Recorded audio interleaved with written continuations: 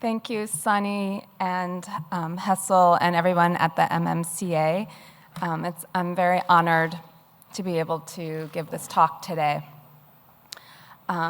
Before I begin, I just want to say a couple things to frame my talk. Like TJ, I'm talking about an American context. I hope you'll be able to find that it will resonate in some way with, or you'll be able to find some parallels in this Korean context that we find ourselves in today. I also just want to say I feel like my paper combined with TJ's is presenting a very bleak idea of what it's like in the United States. And this is just one side that we're presenting today. Also, I think my paper fits very well with TJ's in the sense that in many ways his topic presented for my paper almost like a larger frame, and I'm going to focus more on a smaller part of the world, specifically a town, Flint, Michigan, which is in an area of the United States called the Rust Belt, because it's an area that used to have a lot of manufacturing and no longer does. So there is a lot of depression there. So I'll be talking about Flint and also Detroit. Okay. So this paper addresses how the lack, sorry, I have to put my glasses back on.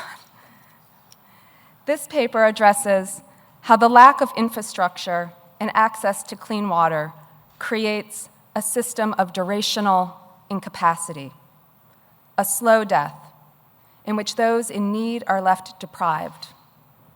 Deprived not because the needed resource, water, does not exist or is impossible to find, not this. Rather, the kind of incapacitation I'm addressing today through various works of art and community projects results from a population and resource management system that saps people of their energy, strength, and sovereignty. Achille Mbembe identifies this type of state project of debilitation as a war against infrastructure, a war on systems and structures that provide life support. Or, as Jasbir Puar further elaborates, it is, quote, a war on life itself, on the state capacity to preserve and nourish life. When practices of bodily as well as infrastructural debilitation work together, then the gradual decay of bodies, the embodiment towards death, becomes cruelly a way of life. Clean water is essential for life and human dignity. But when it becomes toxic to the point of injuring and debilitating populations, when it is poisonous to drink and dangerous to use, then water behaves more like a weapon than a life support. A tool designed by those who have access to clean resources to be wielded against those who do not. Beginning in April 2014, individuals living or working in the city of Flint, Michigan, complained of dizzy spells, headaches, and rashes. Some parents worried that their children stopped growing. Many residents complained of losing hair, feeling sick at the smell of the city's water. Though local and state government officials initially dismissed these grievances, the city eventually acknowledged their truth.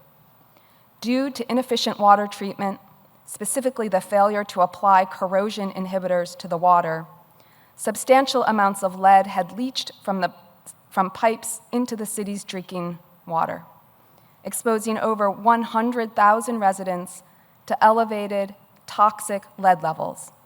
And on screen, what you're looking at are corroded water pipes from the city of Flint, from a photograph that was taken in 2017. The ensuing water crisis, a failure of government at all levels, can be tracked back to a switch in the city's drinking water, in the drinking water source, from Lake Huron and the Detroit River to the Flint River. The city's emergency manager, who was appointed by the governor and not elected by the citizens, made the decision to change as a cost-saving measure. The result of contaminated water flowing through the city of Flint's pipes means that now every child living in the area under the age of 6 is at risk for lead poisoning. It means thousands of other residents will suffer long-term, irreversible health problems. It also means at least 12 people died from Legionnaire's disease. This human-made environmental crisis challenged the assumption held by most Americans that our cities grant residents access to free, safe, and clean water, and that our infrastructure, though perhaps aging in some cities, is among the most sophisticated in the world.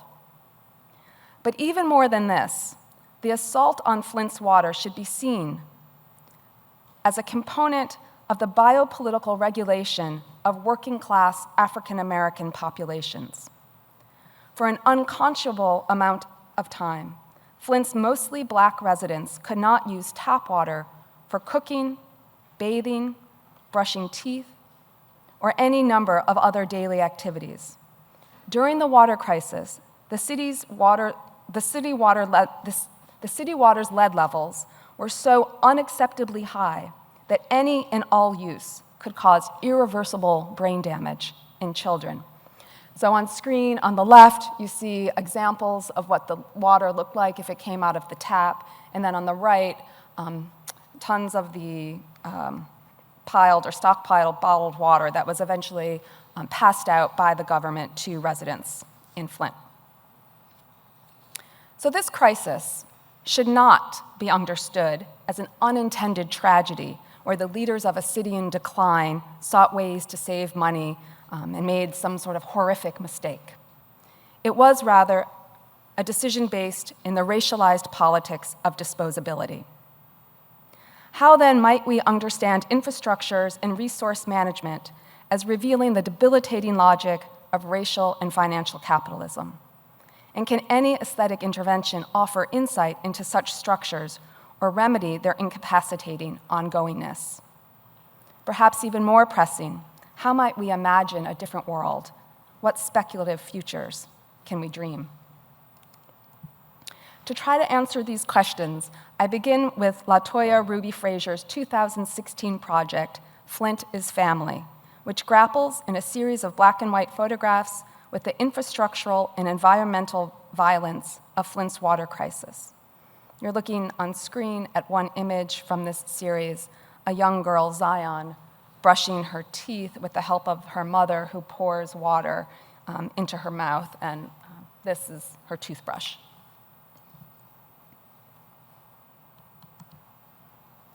To make Flint is Family, Frazier moved to Flint for 5 months and then set about documenting the lives of 3 generations of a single family. Shay Cobb, a poet and singer who has become one of the key voices in the water crisis. She's the tallest figure in the middle with her hat. Her daughter, Zion, and her mother, Renee, standing to Shay's left. The images first appeared in Elle magazine, which is a fashion magazine, as illustrations for a 5-part investigative story about how the Flint water crisis had affected the city's residents. So that's its first. Frazier will exhibit these photographs as independent images, but it first appeared as illustrations in this investigative story.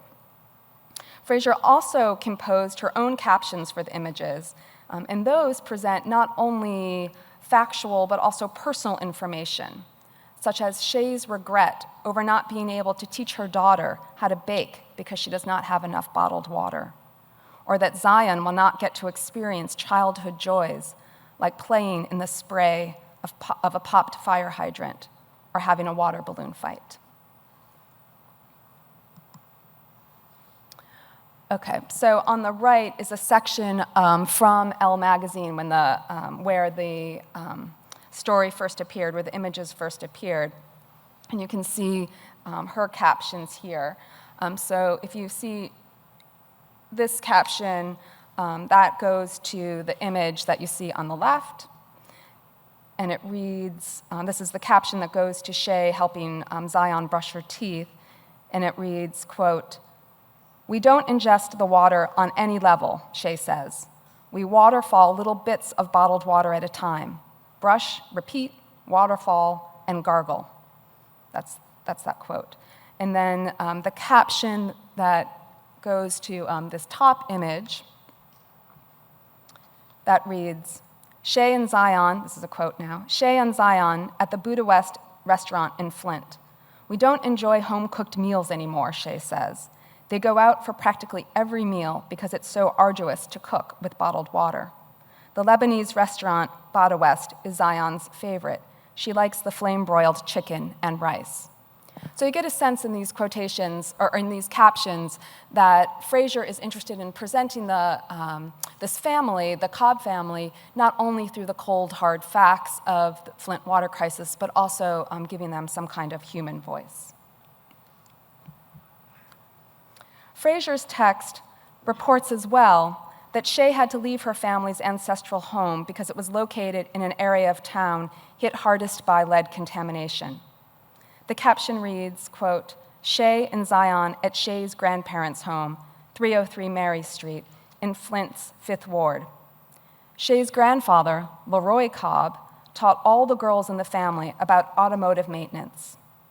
He died in 2007, and her grandmother, Hazel Cobb, lived here until she died more than a year ago. Located in an area heavily affected by corroded lead pipes, the home now sits empty." Unquote. As critic Aruna D'Souza describes, the effect of Flint is family is to show that seemingly minor inconveniences faced by Flint's residents have an outsized cumulative effect interrupting transmission of culture and experience. If Flint is family, D'Souza writes, what happens when the little, unthinkable rituals that tie families together are no longer possible? The photographs in the series range from images of public space, such as that on screen, the home, and then on the screen on the right is the city of Flint's water plant and industrial and iron metal company, to intimate family scenes, such as this image on screen now on the right of Shay braiding her cousin's hair for a wedding, or the photograph that I showed earlier of Shay brushing Zion's teeth. And here is the full page spread from Elle with the image of Shay braiding her cousin's hair. In this caption, Fraser herself comments on the picture's closeness and familiarity, on its intimacy, writing, "Shay and I made this, our first intimate portrait together, in her bedroom at her mother's house on Sheffield Avenue. She learned how to do hair from Ms. Renee, who ran a hair salon from her home."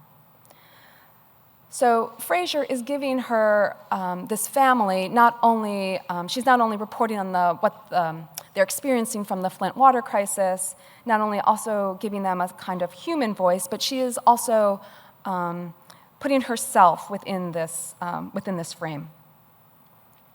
So there's the public images that I've mentioned and these more intimate ones, and then there are some images that provocatively bring together public and private, like this image, which shows Shay's aunt, Denise, and Uncle Rodney in their home watching then-President Barack Obama on television as he takes a sip of Flint water. I want to linger for a moment on these two images because they so beautifully point to what D'Souza identifies as the cumulative effect of seemingly minor inconveniences interrupting the transmission of culture and experience. In the image on the right, we see Zion looking out the window, sandwiched between her mother and aunt on her left and her great-grandparents on the right, on her right. So here are her great-grandparents, two portraits. The room is not exactly dark, but compared to the light outside, which is oddly confined to the window's frame, held at bay as if refusing to enter the room, compared to this, the interior space feels if not exactly dark, then gloomy, or at least claustrophobic. Zion leans against the windowsill and looks out, but she cannot get out. Shay, in the picture center, seems, at least temporarily, to be holding the family together. But as the viewer's gaze moves from the mirror Andrea holds to Shay, so from here to Shay, to Zion, to the grandparents, and then back again, the Cobbs family's capacity to maintain their familial roots in Flint appear uncertain. Thus, I would add to DeSuna's observation, yes, Fraser's images show how the cumulative effect of seemingly small inconveniences can disrupt families and tradition, but more strongly than that, Fraser's work illustrates how the capacity to inhabit futurity is a privilege. And here, in these images with the Cobbs now, or then in 2016 in Flint, this privilege is shown in the act of disappearing, disabled by the toxic poisoning of the city's water. Again, Jasbir Puar further explains, quote, "This capacity to occupy the future is not simply affective or phenomenological, but also structural, biopolitical, and ensnared in economies of risk, risk calculation, and survival. The future is already here, but it is unevenly distributed in bits and pieces, in time and space, as extremes and also as banalities." Thus, it was not, unquote, thus it was not some exceptional accident that led to Flint's water crisis, but rather a predictable result of infrastructural violence that situates Flint's citizens, most of whom are African American, as available for injury. According to the public interest group Food and Water Watch, prior to the water crisis, Flint residents paid more for their water than any other city in the United States. In return, they were poisoned. In the image on the left, the television set functions similarly to the window, a source of light that does not adequately illuminate the space around it. Like Shay in the braiding photograph, Rodney occupies the image's center, but in other ways he resembles Zion. Like Zion, who stares out through the translucent window at a world that seems to be disappearing slowly, Rodney stares at the television set, at Barack Obama, the United States' first African-American president who brought hope of change, but change that did not reach Flint. Yet the generational emphasis in Flint's family that shows itself in these images and through the entire project, and that reveals how the durational debilitation of Flint residents inhibits their capacity to fully inhabit the future, also, conversely, introduces an awareness of the past, of folklore, of community memory. And in some ways, as TJ was talking, I was thinking about, in the JAFA video, this is in some ways analogous to when JAFA includes those images from the civil rights era, when he includes the images of Martin Luther King or other historical moments, including, not just actually Martin Luther King, but also dance from the 60s, music from the 60s, and how it led into, say, a breaking culture or a hip-hop culture in the 80s, 90s, and 2000s. So when first published in Elle, for instance, getting back to this idea of the introducing a past, introducing a kind of generational memory, when first published in Elle, the story accompanying Flint's family included the following. So this is not written by Fraser, this is part of the story. Quote, "In 1999, when Shay was 15, a 72-inch pipe that connected sewers to the Flint waste treatment plant was accidentally slashed open. By the time workers stopped the flow, 22 million gallons of human, industrial, and commercial waste had flowed into the river. For the next 14 months, health officials forbade swimming, fishing, or even coming into contact with the river. Shay remembers her Uncle Rodney warning her that if she ever fell into the Flint River, that she'd better run to the hospital. "You don't know what's in there," he told me, "so do not waste time, Shay. Go get help," unquote. So just to be clear, that description of sewage, human sewage, industrial sewage, commercial sewage flowing into the Flint River is then the river that gets turned into the water source for Flint residents. The ability of Fraser's photographs to present Flint's history through the retelling of family stories, and then also provide corresponding visual recording of familial bonds, leads to an important place of unlearning.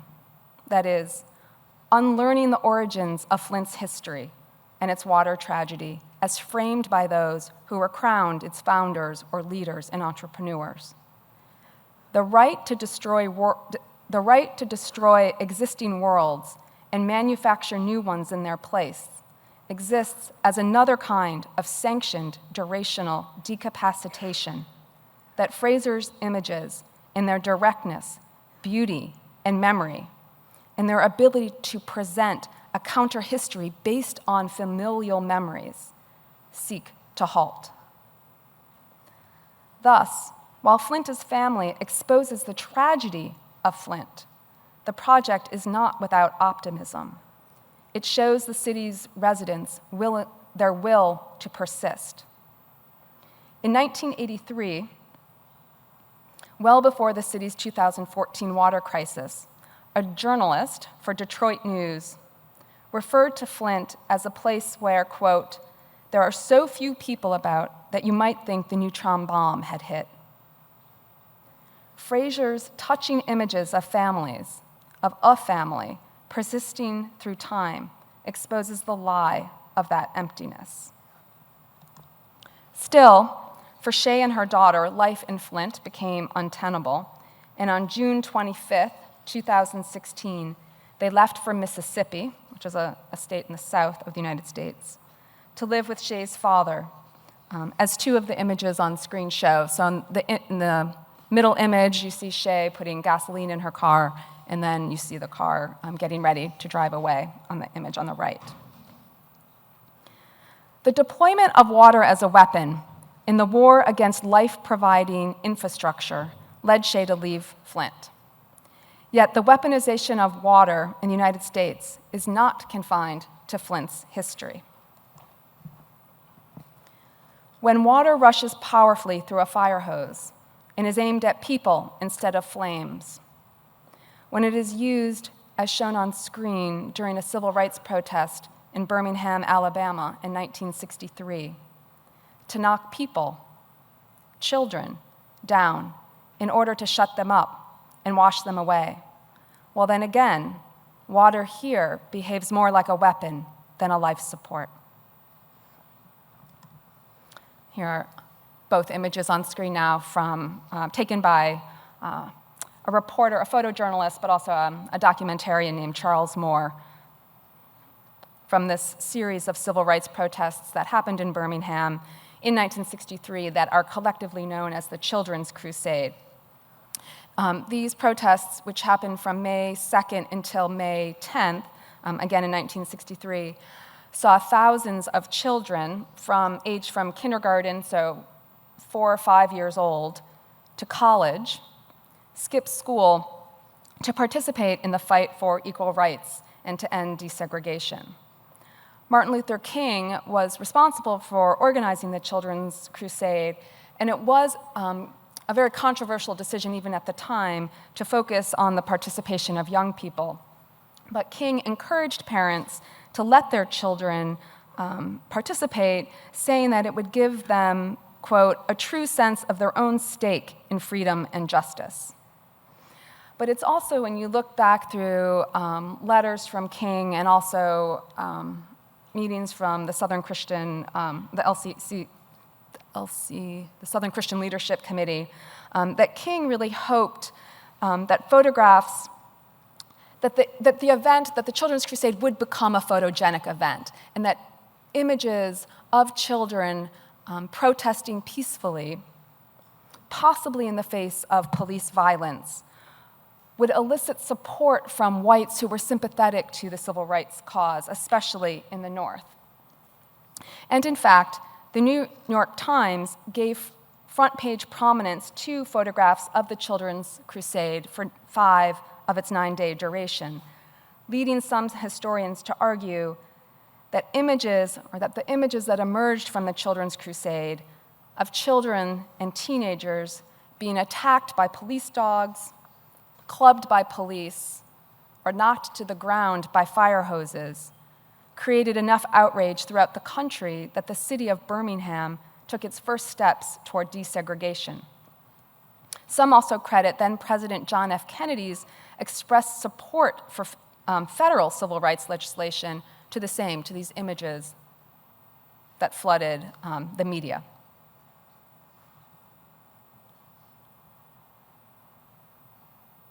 And I guess I can't resist mentioning that we were looking at, we were given a terrific tour this morning of an exhibition at the, what is the name of this? At the Art Center close by, and we saw just from maybe 2016 during the free trade protests where the Korean police had used a powerful hose to knock down protesters as well. So clearly this is a universal way of police violence and brutality. Okay, so Chicago-based artist Theaster Gates memorializes this history, this abuse that the police abuse with these fire hoses. He memorializes this history in a series of works from 2011, one of which is on screen now, Civil Tapestry 4.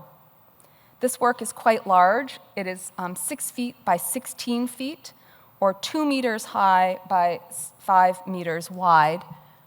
So you can get a sense of the scale of this work here with this image. The piece consists of decommissioned fire hoses arranged and fixed to a wood support. With a few exceptions, the hoses are different shades of beige. There are a few that are red. There's some lettering that's visible.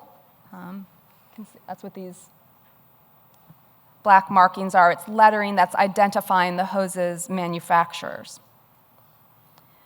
Though this work in formal terms might make you think of abstract expressionism, historically it recalls the violent history of the 1963 Children's Crusade and civil rights protests. Moreover, once seen through the history of the civil rights movement, Gates's fire hose pieces also might be seen as evoking another related history to Birmingham in 1963, and that is the destruction of black churches by fire. Water here withheld, again deployed as a weapon in a war of infrastructural violence. 2 other works from Gates's Civil Rights Hose series, which are on screen now, make use of a single hose, which coiled and framed behind repurposed wood, looks in each like a relic from the past, except that the titles, "In the event of a race riot," or "In case of a race riot," imply future use, and in that implication, the ongoingness of destructive, debilitating violence. Gates's civil rights fire hose works thus bring past histories to bear on possible presents and potential futures, revealing the long-standing and ongoing avenue for policing and disciplining bodies that resist debilitation or that refuse to become docile. Water, in both the example from Flint and the earlier history referenced by Gates in Birmingham, render bodies immobile and decapacitated. One in Flint through internal consumption, the other, Birmingham, through outward physical attack. And you can also think of the withholding of water, which then lets fires burn, as another kind of physical attack. The two methods of control come together in a recent incident in Detroit, Michigan, located less than 2 hours by car from Flint, when urban farmer and community activist Mark Peoples was arrested for, as the Guardian headline states on that image on the right, gardening while black. And again, I'll reference TJ's article or TJ's talk briefly. So in the JAFA video, where JAFA will present, or the example that TJ focused on briefly, this moment in Texas where a young girl, and she was a teenager actually, was arrested for wearing a bathing suit and going to a pool party in a neighborhood that was white. There's a whole series of events that have gained recent exposure in the United States where African Americans are being arrested for for basically living, for doing things like going to Starbucks and sitting there and not ordering too many drinks, or gardening, as in this example, or going to a pool party. So he was arrested for gardening while black, as the title says. And then the article recounts a series of incidents that took place throughout 2017 and 2018 involving 3 white women who lived near Peoples and who called police whenever they saw him outside gardening. Their complaints, which were entirely fictional, accused Peoples of serious crimes, including joining a drive-by shooting, brandishing a gun, and also being a convicted pedophile. The case was eventually thrown out by the courts, with the judge calling it ridiculous and disgusting. There was a lot of language like that the judge stated. And so in one sense, you can think of Peoples as in some ways prevailing in this attack. He won. His defense was successful. But in another sense, his success is irrelevant. As a result of the women's accusations, Peoples lost his garden, which provided healthy food, and work contracts, which provided income. He also had to pay for a defense team and for bond to get out of jail. The garden, initially imagined as a site that could exist outside of the city's system for organizing and distributing resources, including food and water, unjustly, here then, becomes a site of punishment, absorbed into a geography of oppression that maintains debilitation and consigns certain bodies, black and brown ones in particular, to a position of criminality. On screen on the left now, speaking of criminality, is a photograph from 1903 showing juvenile convicts at work in agricultural fields. I have this image up in some ways just as a provocation, but also to highlight the connection between black farming and the carceral system. Convict leasing for agriculture was common practice in the 19th century in the United States. And though it was made illegal for most of the 20th century, it is currently making a comeback, with prisoners being forced to perform agricultural work with zero pay. Perhaps this is something we can discuss in the Q&A. And for now, I'll just leave it here and say that the constellation of events, dates, policies, and practices, and works of art discussed up to this point combine historical, political, and aesthetic discourse with the goal of bringing the future to bear on the past and the past to bear on the future. But I also seek to combine tenses here and bring up all of these various strains of thinking as a way to disrupt linear temporalities that seem always to aid authority. To this point, I will shift my focus a little bit now in order to consider 2 possibilities. One real, building on the example of Peoples, about the practice of grassroots urban farming in Detroit, Michigan, and I'll spend more time on this one. And then the other possibility is imagined, dreamt by Drexciya, an electronic band from Detroit, who from 1992 until 2002 created a series of albums set in an underwater kingdom called Drexciya. In both examples, water, and I'm thinking figuratively about water here, so you could say life-sustaining matter, or maybe even infrastructure itself, ultimately functions not as a debilitating weapon, but in fact as a life support. Okay, so first, urban farming in Detroit. Urban farming in Detroit serves multiple purposes. Farms grow healthy food and feed people, but farms in Detroit also help residents reclaim land, and in so doing, perform aesthetic interventions into the organization of urban space. In this, Detroit's urban farming movement seeks to redistribute the common order of things and challenge the city's prevailing political, social, and economic order. But let me back up for a moment, because I'm not sure if you've ever heard anything about Detroit. But if you've ever read anything about Detroit, chances are, and if you haven't, you'll hear it now. If you have, it probably went something like this. Detroit, a once vibrant city, teeters on the edge of viability. Or Detroit, to cut $250 million from its budget by eliminating the Department of Human Services, disregarding union contracts, abolishing thousands of city jobs, and dismantling its infrastructure by making severe cuts to firefighters, EMS, parks, public transportation, and other public amenities, like street lighting. The severity of these cuts results from a consent agreement that the city signed with the state to avoid the appointment of an emergency manager. This agreement leaves the real power to make financial decisions with the mayor and the city's appointed financial advisory board, as opposed to the democratically elected council.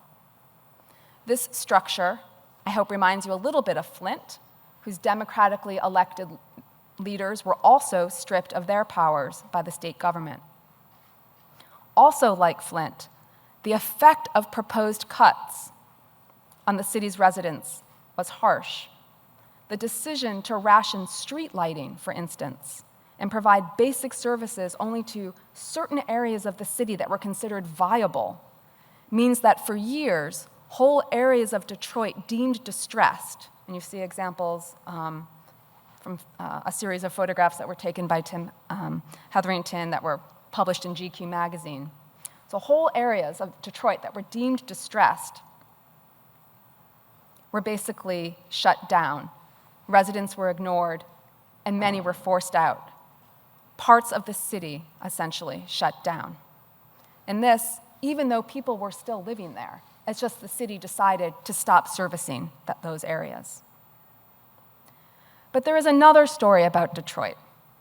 This one, too, is haunted by the dark facts of a city in decline, but the narrative contains moments of resistance as well. Instances of citizens coming together in order to reclaim their surroundings and redefine the meaning and appearance of communal space. The dark beginning goes like this. Detroit City covers a huge geographical expanse, almost 139 square miles. It is bigger than San Francisco, Manhattan, and Boston combined. So for the United States, this would be a huge geographic space. When I looked up the size of Seoul, it turns out that it would be slightly more than half the size of Seoul in terms of space.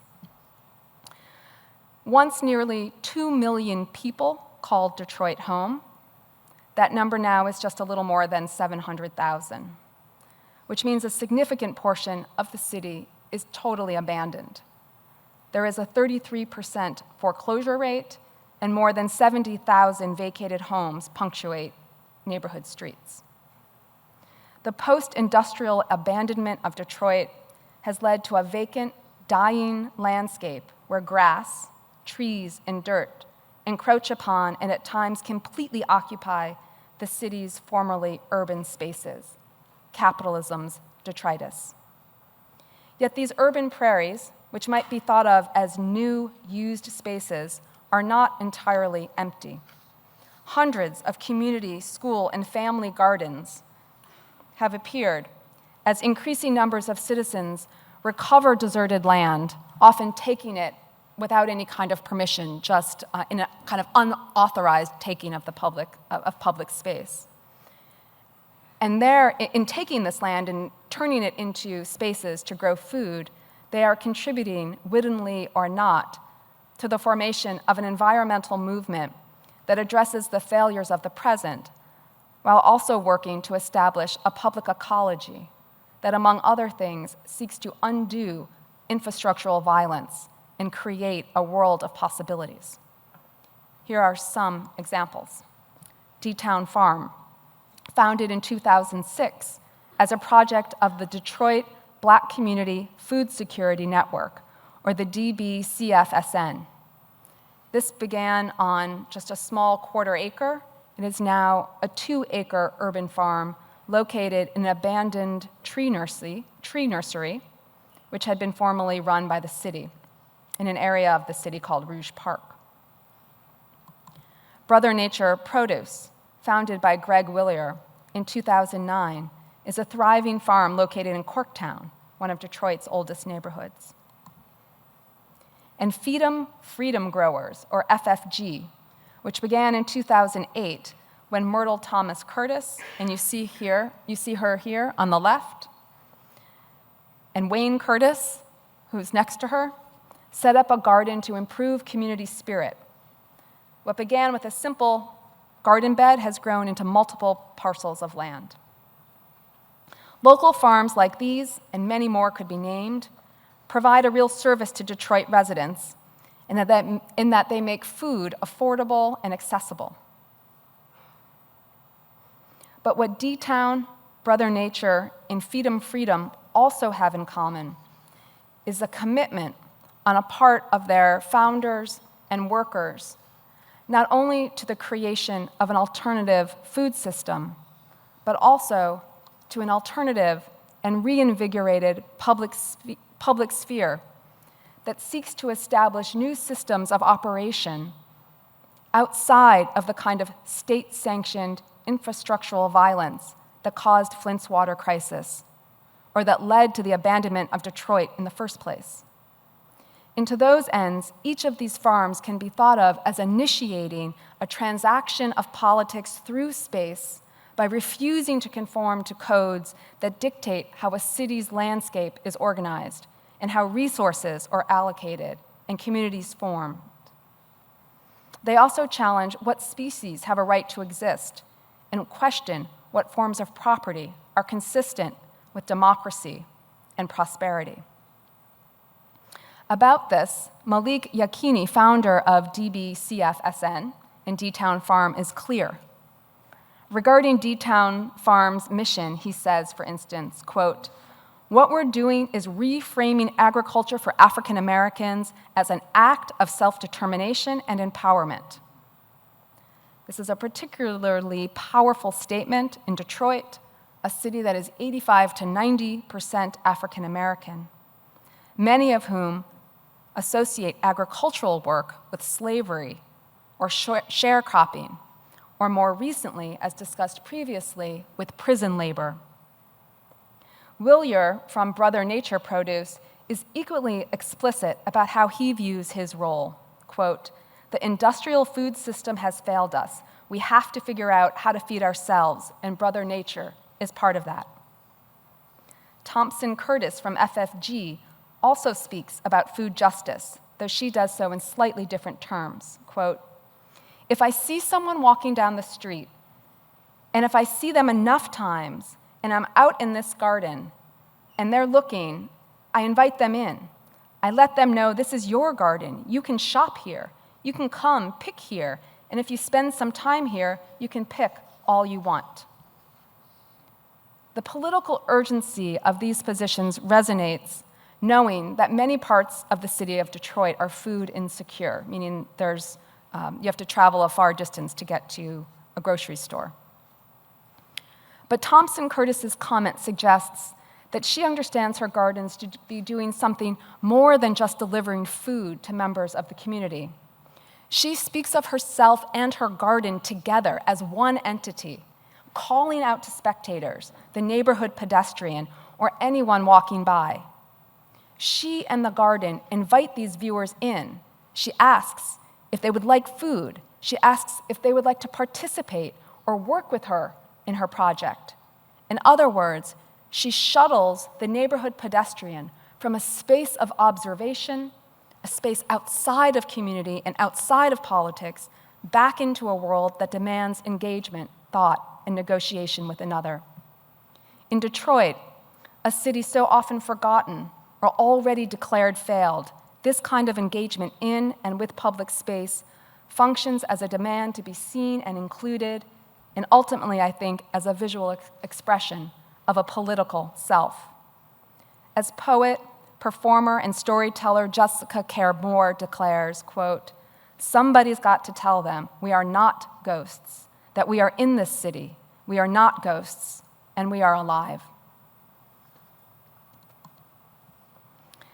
Though, of course, as Detroit's urban farms make visible those too often overlooked, as they create new social and political spaces and self-sufficient food systems, they also challenge the sanctity of private property, a challenge that has not gone unnoticed by capital.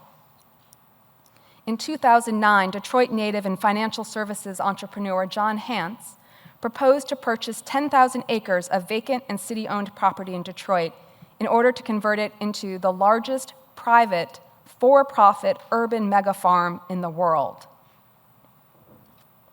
So in some ways, also, I'm still thinking about TJ's talk. In some ways, the way in which he talked about the colonization or the privatization of space, here you have the privatization of vacated and abandoned land. Hance claims that his project would be Detroit's saving grace. That's his quote. "I'm going to be Detroit's saving grace." This is what he goes around saying. As his project, he says, would push up property values, property that he would own, by transforming the city's land surplus into a land scarcity one.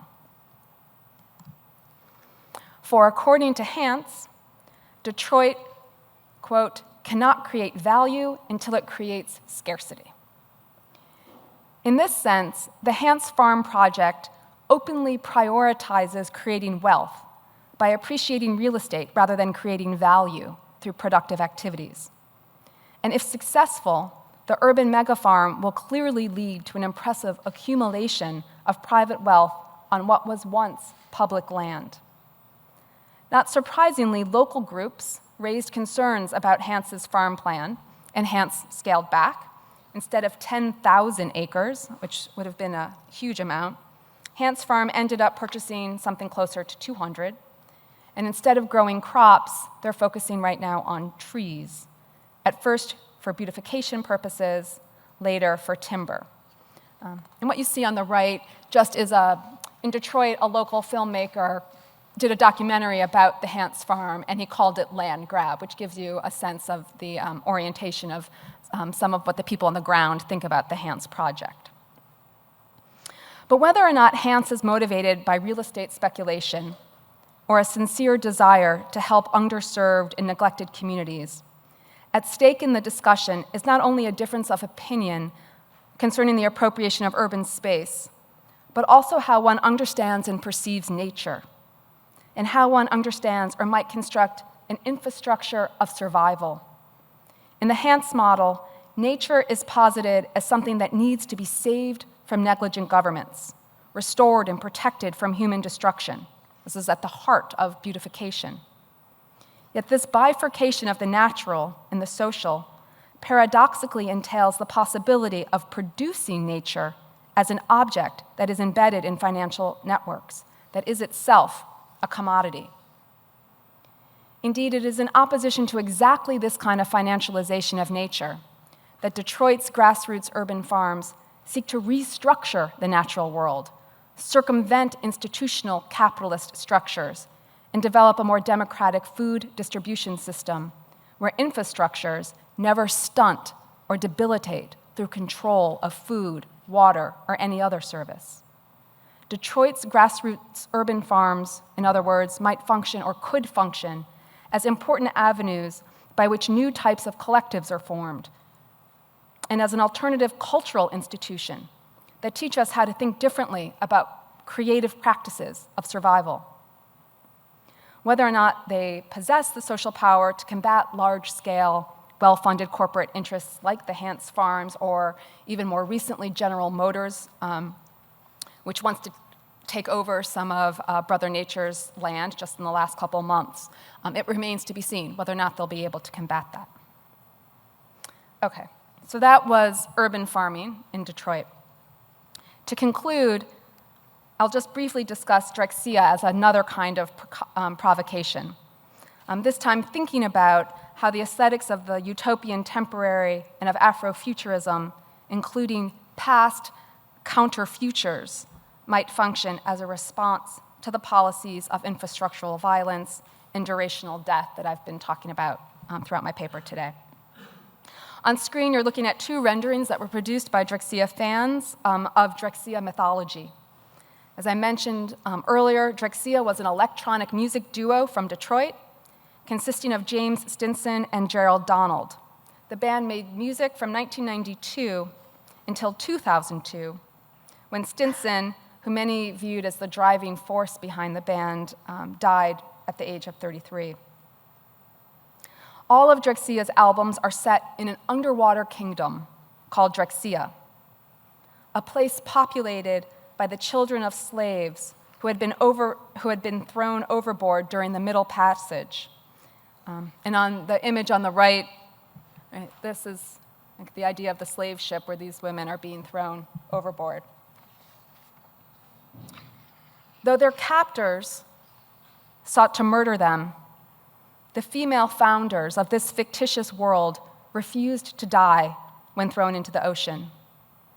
Instead, they gave birth to children who could breathe underwater. In Drexciya's words, Drexciyans are water-breathing, aquatically mutated descendants of pregnant, America-bound African slaves thrown overboard by the thousands during labor for being sick and disruptive cargo. That's what they wrote on the liner notes to one of their albums. So they're pregnant African-American, or they're pregnant America-bound African slaves thrown overboard when they were in the process of giving birth for being disruptive cargo. This origin story, then, this founding event that spurs all other Drexciyan mythology, contests the colonial archive by refusing to situate the collective trauma of slavery as an event that removes African subjects from history. To the contrary, the escape from slavery at the very moment of what should have been death becomes the founding moment of an alternative modernity.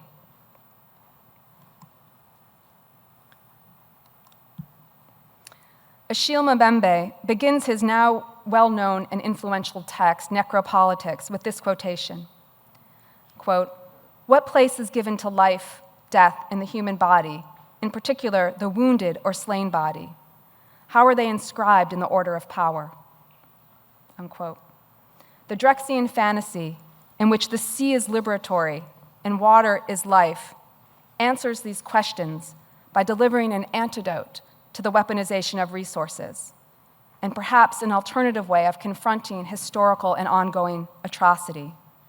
It provides as well a way to think of life, vibrant life, in the ruins of capitalism and outside the chronic debilitation of infrastructural violence.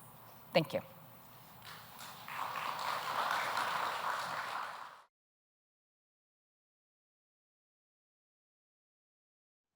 바로 토론을 시작하도록 하겠습니다. 저희에게 오늘 주어진 시간이 30분밖에 되지 않아서 빠르게 바로 질문으로 넘어가도록 하겠고요. 그리고 시간이 허락한다면 짧게 잘해주신 청중분들께 또 질문을 받는 시간 갖도록 하겠습니다. 일단 두 분 발표 너무 잘 들었습니다. 감사드립니다. 데모스 교수님의 발표를 통해서 지금 인류세 담론이 사용되고 있는 상황에 대한 비판을 다각도로 이해할 수 있었던 것 같습니다. 많은 예산을 들여서 기술을 통해 지구를 바꿀 수 있다고, 환경을 바꿀 수 있다고 믿는 지구공학에 지금 힘이 많이 쏠리고 있고, 다양한 인간 개개인의 삶의 상황들이 무시되는 어떤 전 지구적 관점을 통해서 인류세는 이미 특정 자원과 힘을 가진 계층에게 유리한 개념으로 향해 가고 있다는 지적이었습니다. 현재 인류세가 미술에서는 특히 여러 전시들에서 또 여러 작업의 설명과 결합되면서 하나의 유행처럼 또 번져나고 가고 있는 상황이기도 합니다. 그러니까 이 용어가 자칫 또 세계에 대한 비판적 성찰의 용어로 인식되고 있는 상황에서 이 용어 사용에 대한 어떤 경계를 할 수 있게 해주는 것도 같습니다. 먼저 질문은 서동진 선생님께 부탁드리고 또 이어서 하도록 하겠습니다. 예, TJ 데모스 선생님께 질문 먼저 드리고요. 이어서 테리 와이즈만 교수님께 질문하도록 하겠습니다. 네, 두 분 발표 내용 잘 들었습니다. 사실 최근에 저희들이 처해하고 있는 이른바 기후변화의 조건 혹은 생태학적인 조건들을 해석하고 이해하기 위해서 대두됐었던 가장 중요한 이야기의 틀 혹은 서사 혹은 재현이라고 할 만한 것이 인류세였을 텐데요. 이 인류세라고 불리우는 담론이 가지고 있는 가장 커다란 맹점 가운데 하나가 바로 거기서 이야기하고 있는 인간 일반과 자연 일반이라고 부르는 주어져 있는 두 개의 각각의 항, 그러니까 거기서 인간이란 누구인가, 거기서 말하는 자연이란 누구인가, 이 두 분 모두께서 발표하신 내용 안에서 그 인간이라고 불리우는 것이 가부장제, 제국주의, 식민주의, 자본주의라고 불리우는 역사적이고 사회적인 현실을 통해서만 존재하고 있는 인간들이라는 것, 그런 점에서 우리가 가지고 아까 그 디모 선생님께서 말씀하셨던 것처럼 그와 같은 일반화되어 있는 혹은 본질화되어 있는 인간이 아니라 사회적 역사적 관계 속에 놓여 있는 그걸 통해서 이제 주어져 있는 주체에 관해서 말씀하시고자 했던 것이 아닌가 하는 생각이 듭니다. 하지만 그 안에서 역시 또 하나의 짝을 이루고 있는 카운터파트인 자연에 대해서도 저는 이와 같은 충분한 역사화와 자연화가 이루어져야 되지 않는가 하는 생각, 역사화와 사회화가 이루어져야 되지 않는가 생각을 합니다. 물론 이제 그 말씀하셨던 것처럼 자연이 신자유주의라고 부르는 것처럼 그 자연이 뭐 시장화라든가 상품화라든가 특히 최근에 대두되고 있는 금융화와 같은 이와 같은 일련의 변화 안에서 사실 문제가 되고 있는 것은 유전공학을 통해 유전공학적으로 조작되어져 있는 식물이 존재하고 있는 것처럼 우리 주변에 갖고 있는 새로운 형태의 자연이 더 많이 증식하고 있는 상황들이 아닌가 하는 생각이 듭니다. 그런 점에서 보자면 자연을 어떻게 역사화할 것인가, 자연을 어떻게 사회적인 자연으로서 혹은 비판 이론에서 흔히 이야기하고 있는 표현을 빌자면 세컨드 네이처, 제2의 자연으로서 오늘날의 자연을 어떻게 이해할 것인가의 문제가 그 인류세에서 말하고자 하는 인간을 흔드는 것처럼 역시 자연도 흔들어야 하지 않는가, 우리는 어떻게 자연을 다시 종별화하고 역사화할 수 있을 것인가, 이런 질문을 저는 먼저 던지고 싶습니다.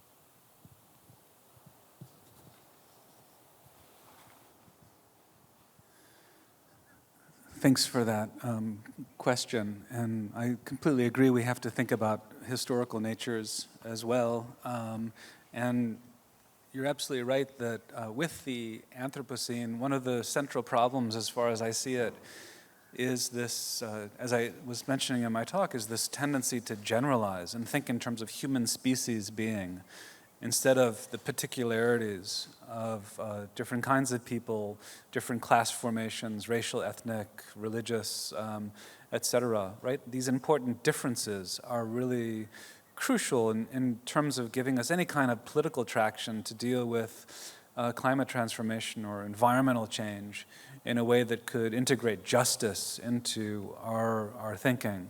So to think about human species being is, in a way, an absolute refusal to think about forms of inequality.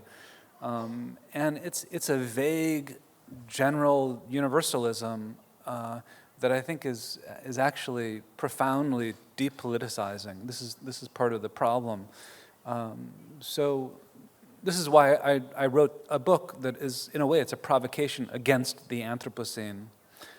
In other words, we have to reject this kind of language where environmental humanities or climate discourse refuses to engage with histories of environmental justice, and that's really important, whether it's in terms of economic inequality or racial inequality, which we've heard about so much. I think, on the other hand, to think about the natural world in relationship to colonialism is really important as well, right? If you think of the long history of modernity through the lens of imperialism and colonialism, it's also a colonization not only of people but also of nature. And that has happened through the financialization of nature historically, in terms of creating plantations, in terms of forcing labor into cash crop exports. But it's also, as you mentioned, going on today. We're still in the midst of the colonial project in many ways. Colonialism isn't historical; it continues into the present, and I think that's very much the case if we look at the financialization of nature in relationship to commodifying new life forms through genetic engineering, as well as creating new species, new types of life forms. There's a lot of scientific utopianism that another answer to, for instance, climate change and global warming, again, isn't to change human systems, but actually to change human beings, to genetically modify human life forms so that we can better deal with and live in warmer atmospheres. This is absolutely horrifying in many ways, at least from my perspective. I think many people are excited about this as a scientific, technological opportunity. But I think I would agree with people like the Indian environmentalist Vandana Shiva that this is an example of the colonization of life itself.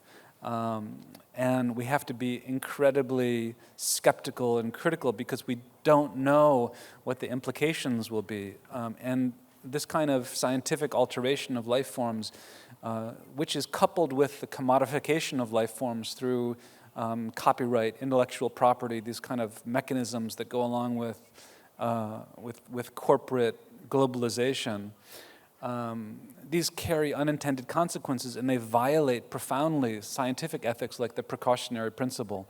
And I think that's really crucial. So in another one of my books that I've written called Decolonizing Nature, this is basically what we have to think about, is how can we figure out ways to oppose the colonization of nature, which is, again, not simply in the past, but in the present. As with geoengineering and the privatization of the atmosphere, basically. When we're talking about these market-based mechanisms within capitalist forms of climate policy, it effectively means privatizing the very air we breathe. So I don't know if maybe some of you have seen this phenomenon, but as, for instance, urban air gets worse and worse, and we're forced to wear masks or have air filters or air conditioning, there's an increasing market of clean air, basically, being commodified. So you can buy clean air that comes from different areas of the world, or you can have the money to buy air filtration systems. This is increasingly a privilege of those who have the economic means to do that. Everyone else is consigned to toxicity. This is an example of the continuing privatization of the elements, the weaponization of the elements, as Terri was talking about, and we have to figure out ways to decolonize nature in that sense. 네, 제 경우에는 일단 발표를 들으면서 이렇게 환경의 문제를 지구공학적 관점에서의 어떤 기술 중심적인 해결로 가능하다고 보는 것, 그리고 얘기해 주신 것 중에 이제 더 많은 경제 성장을 통해서 위에서 아래로 식의 해결이 가능하다는 관점으로 흘러가고 있는 현상, 그리고 자본과 경제 논리에 의해서 환경 담론이 지배되고 있는 데에 대한 비판이 자본이 지금 예술과 문화에 대해 가하고 있는 상황과도 굉장히 유사하지 않을까 생각을 해보았습니다. 예를 들면은 이제 한국에서도 지난 정부의 국정 기조로 창조 경제라는 말이 있었는데요. 그러니까 정확한 의미를 알 수는 없는 그 빈 껍데기와 같은 말이었지만 이 단어의 뉘앙스를 통해서 문화나 창조성이나 예술이 경제성을 창출할 수 있다라는 어떤 유토피아니즘을 함유하고 있다고 생각하고 많은 사람들이 어쩌면 암묵적으로 그 기대를 갖고 있다고 생각을 합니다. 이제 물론 정권은 바뀌었지만 그 문화나 예술이 경제 성장의 원동력이 될 수 있다라는 생각이나 지금 이제 발달하고 있는 어떤 첨단 기술과 예술이 결합을 하면 새로운 경제성 혹은 미래를 창출해낼 수 있다라는 생각이 환경의 문제가 지금 처하고 있는 현실과 그 해법이 지금 진행되고 있는 방식과 유사하다고 생각이 드는데 이것에 대해서 어떻게 생각하시는지, 그러니까 환경에 대한 기술 중심적 해결의 의지와 현재 예술에 대한 어떤 테크놀로지와의 결합을 하려고 하는 의지들을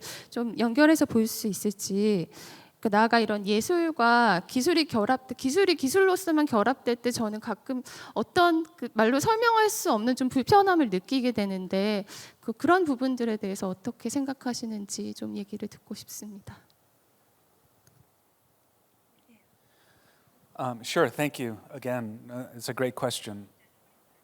And I think absolutely there's a parallel in terms of what's happening in the wider global art world in terms of an increasing movement toward basically commercializing artistic creativity and putting it in the interests of city developments or through national economies or even international and offshore forms of wealth accumulation. So I think that's all happening right now, and it's really dangerous and represents, in a way, a continuation, I think, of the historical movement of what's called the enclosures, basically creating ways of regulating and privatizing the commons as an area of universal human heritage and regulating it, objectifying it, and commercializing it so that it can be owned by a select few. So that's happening, I think, also within the arts as well, to disastrous effect. I think the discourse of creative entrepreneurialism or all the different variations of instrumentalized creativity are a part of this. And it goes hand in hand with the economics of growth, basically. And part of what technoscience or green capitalism, right, green neoliberalism is about is an attempt to suspend the fundamental contradiction between the economics of growth and climate disaster. So there's the belief that people like the Breakthrough Institute and others keep telling us that we can solve the climate crisis and continue to grow economically. And I think this is, personally, and I think many other people think that this is an absolute sham. And it's a profound, it's like the ruling contradiction of our world historical moment, I think, right now. And in a microcosm, in a way, you see this happening in the art world, and ultimately the kind of profound economic unsustainability of global contemporary art. But that's an enormous question. We could talk a lot more about that.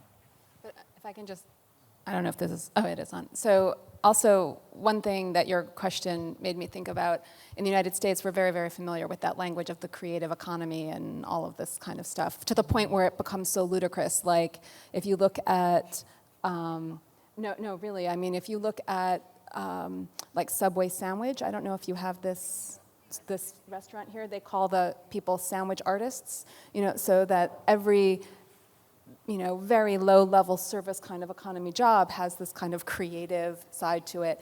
But one place where it also comes together, and I don't know if there are any designers in this room, but design is one area in which I feel there's this kind of completely ignorant utopian language that's masquerades in this idea of like helping the underprivileged and embracing the Anthropocene. And so anything that has to do with design thinking, this kind of language is often a kind of neoliberal response to the Anthropocene and brings together the kind of creative economies with the sort of scientific ones through this design world that is oriented toward, ultimately making money, but then seems to be somehow changing the world through design. I don't know, this might be your area, but.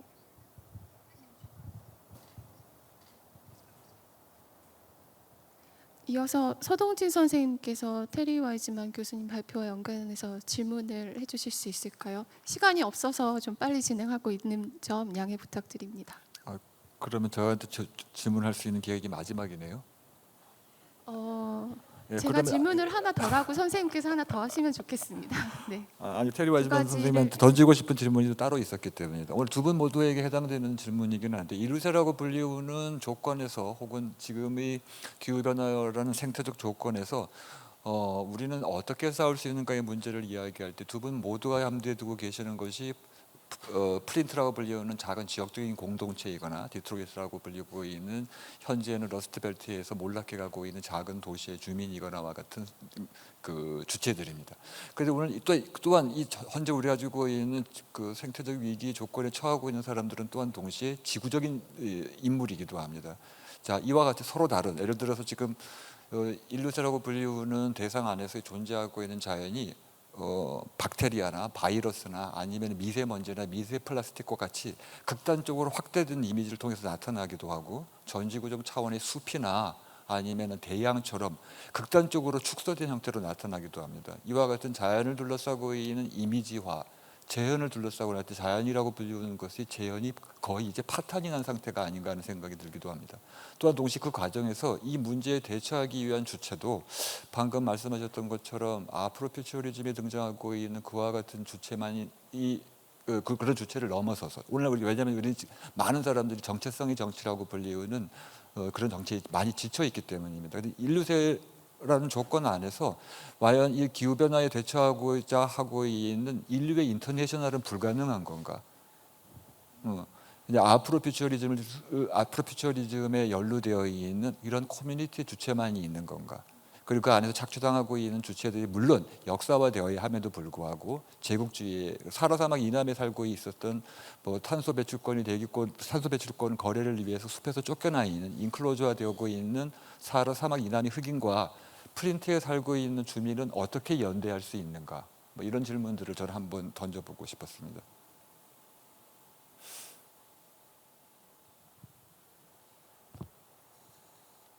두 분 모두에게 해당되는 질문입니다. 예.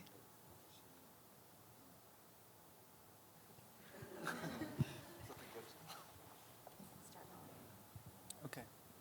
Yeah. Another really important question that has a number of important elements. Also, I think. This connects to the question also about the enclosures within the art world and increased economic inequality and accumulation of wealth in the art world.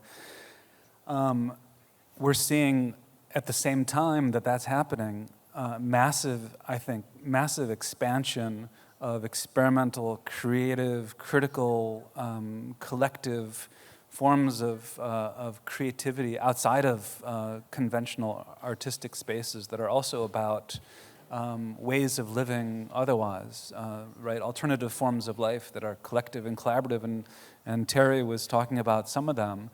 There's many, many more. I suspect there's many in this country as well, where people are attempting to live otherwise, and I think that is really interesting to consider in terms of an expansion of the possibilities of art within the framework of life, of forms of different kinds of experimental forms of life that might be beyond neoliberal green capitalism or geoengineering or high-tech approaches.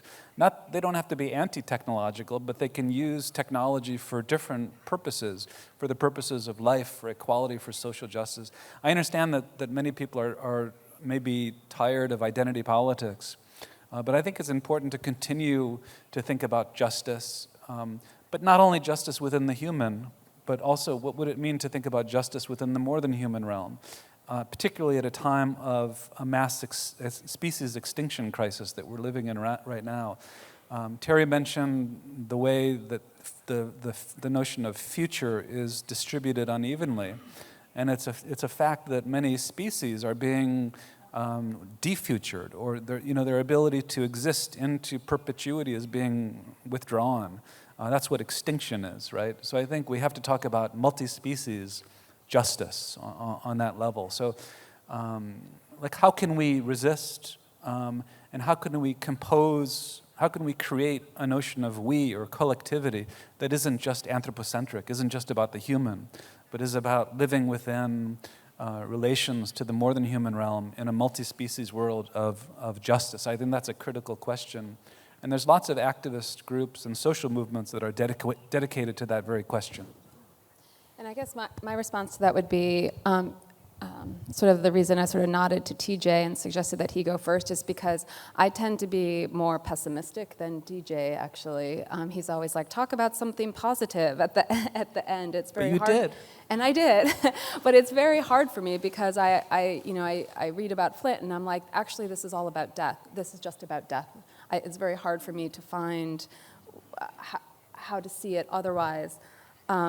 But in terms of thinking, although it's important to do that, so I appreciate your question, but in terms of, I was sort of thinking about identity politics, and I'm unwilling to say that we should give up on identity politics. In the United States, identity politics emerges after the failures of the social movements of, like the 60s and 70s. And so we get to this idea of identity politics that ultimately leads, one could argue, to the election of Donald Trump. This could be, in some ways, which is like the epitome of white identity politics. And all of the things that identity politics in the 1980s were criticized for, like being whiny, like complaining about, like everyone's out to get you, everything that, that sort of white men complained that people who are involved with identity politics do, emerge in the figure of Donald Trump as like the picture of identity politics. And yet I think that very fact, in that there's some kind of hope for a continuation of a different kind of identity politics that is actually not withdrawing from the failure of social movements, but that emerges out of them, like Black Lives Matter, which is connected to a kind of identity politics in a way, but a reframed identity politics that is definitely connected to a kind of social movements, on the ground. So I'm not willing to give up identity politics, I guess. I don't know. Maybe that's my optimism. Another example of that, just very quickly, is at ArtSpace, the ArtSpace gallery, which is a piece by Ursula Biemann and Paula Taveras called Forest Law. And this is an example of an indigenous movement in South America that's trying to live according to a different kind of organization of life based on rights of nature. I think that's really an important intervention. Yeah, maybe there needs to be identity politics needs to include nature as part of that identity politics. So as one of the identities, so TJ often will talk about, or not just TJ, but a lot of people, about how nature can express itself, how can it express its rights, and so that needs to be brought into. Right.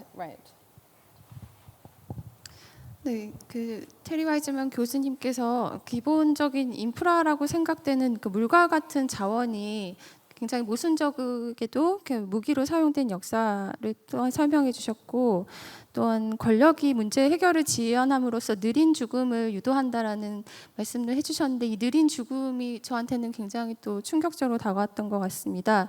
그러니까 발표 내용 안에서 저희 일반적으로 뭔가 인식하고 있던 부분들이 다르게 사용되고 있던 것, 그래서 때로는 빈 땅의 정원을 가꾸는 일이 어떤 그 지역을 수탈하기 위한 어떤 목적으로 사용되고 있는 것을 다시 그 지역의 주민들이 자발적인 공공의 영역으로 되돌리려고 하는 노력들, 그러니까 같은 언어가 가지고 있는 같은 언어에 처해진 어떤 오염들을 다시 회복하려고 하는 이런 여러 가지 그 상반된 시도들을 아주 미시적인 그 예시들로 보여주신 것 같은데요.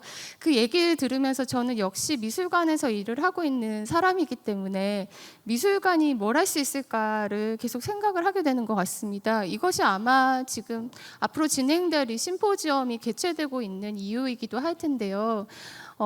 그런 공공의 정원들의 사례에서 그 사람들이 찾아와서 함께 대화를 나눌 수 있는 그런 공간에서 어떤 미술관의 힌트를 생각하기도 하고 어떤 오염된 언어가의 의미를 다시 되찾는 것, 언어의 주권을 되찾는 부분들이 어떤 시각 예술의 작업에서 할 수 있는 부분이라는 생각도 들지만 동시에 이런 환경의 문제가 경제적인 논리에 이끌려가는 것과 마찬가지로 그 많은 이런 작업들은 결국은 하나의 뭐 도큐멘터로만 전시가 되거나 혹은 일종의 하나의 결국은 뭐 팔리던 팔리진 않거나 물질화되거나 상품화되는 상황으로 그 처해지는 그 뭔가 그 안에 뭐 액션이 일어나지 않는 그런 느낌을 받기도 합니다. 그것이 오히려 어떤 이 환경 문제에 대한 이미지를 더 고착화시키는 역할을 그 미술관이 일조를 하지 않을까 하는 두려움도 생기고요.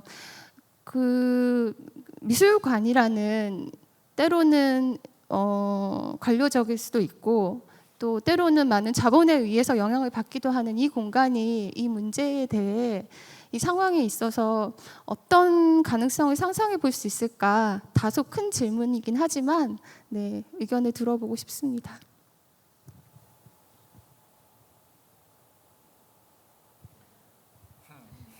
I don't work in a museum. So and part of why I don't work in a museum is some of what you've just expressed. I don't.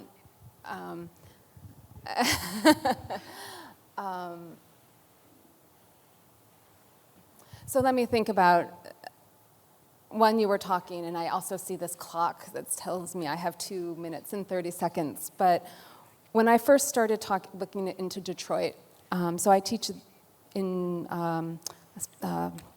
southern Illinois, and it's not very far from Detroit. And my father was an auto worker, which is the Detroit was the home at one time of auto manufacturing. And I used to go there as a child for union conventions, and it was this like bustling town, like you read about, like this city that was like shiny, with a baseball field and all this stuff.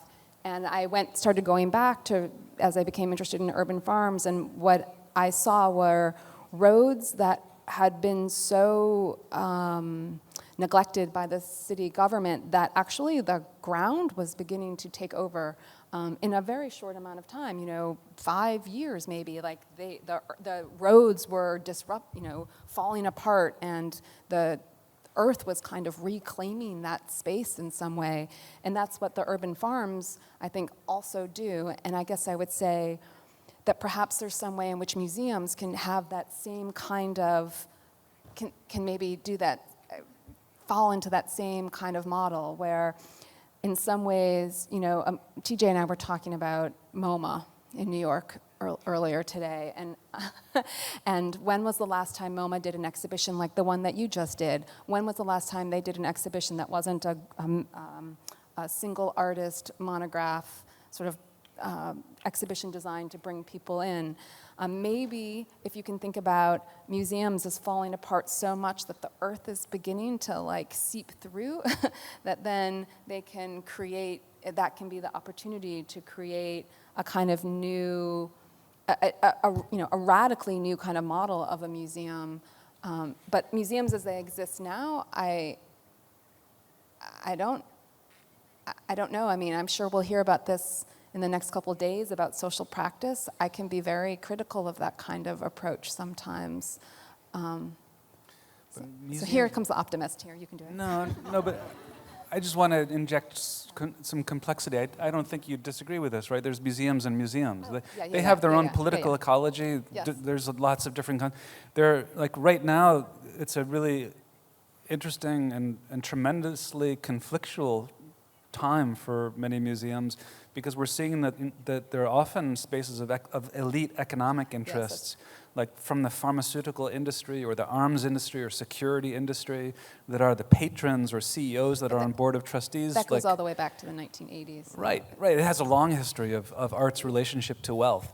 But then on the other hand, there's nonprofit museums. There's spaces of amazing critical experimental aesthetic experimentation of Afrofuturism. Right? Arthur Jafa's piece has been shown in a variety of museums. It just won a prize in the Venice Biennale. So museums are really, I think, endlessly complex, internally conflicted spaces of possibility. At the same time as they can be spaces, they're like oppressive spaces as well. I mean, I think yes, of course, that's true. But maybe, maybe it's sort of scaling back some would be what, like the giant museums that became a kind of model in the. When did that start? Like like around 2000, where the buildings themselves become the artwork.